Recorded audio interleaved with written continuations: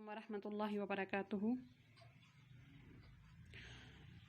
نحمده ونصلی علی رسول الکریم اما بعد فاعوذ باللہ من الشیطان الرجیم بسم اللہ الرحمن الرحیم قال اللہ تبارک وتعالی فی القرآن المجید والفرقان الحمید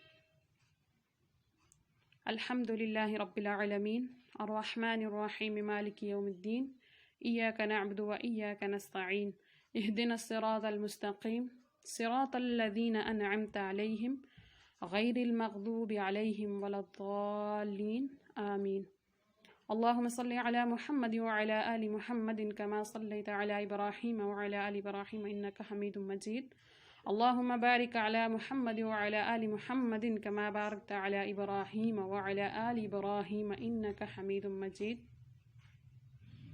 تمام تعریفیں اللہ جل جلالہ کے لیے اور لاکھوں کروڑوں درود السلام حضرت محمد مصطفیٰ صلی اللہ علیہ وآلہ وسلم پر۔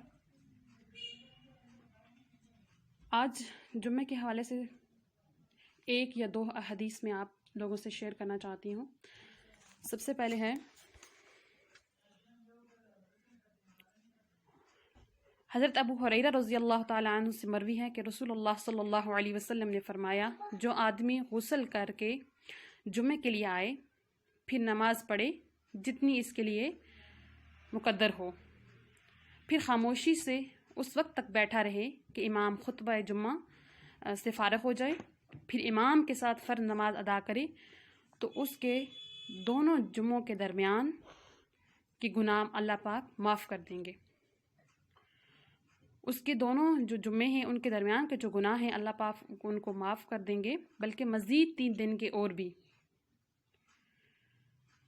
سبحان اللہ، یہ حدیث ہے رواہ المسلم، اس کو امام مسلم نے اپنی کتاب میں روایت کیا ہے۔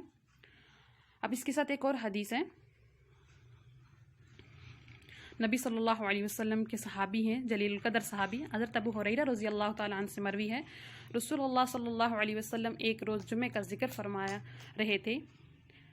آپ نے فرمایا، اس میں ایک گھڑی ایسی بھی ہے جو بندہ مسلم یعنی مسلمان اس گھڑی میں نماز پڑھتے ہوئے اللہ تعالیٰ سے کسی چیز کا سوال کرے تو اللہ تعالیٰ اسے ضرور وہ عطا کرتے ہیں۔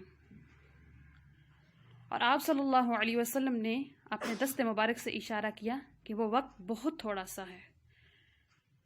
اس احادیث کو بخاری اور مسلم دونوں نے روایت کیا ہے۔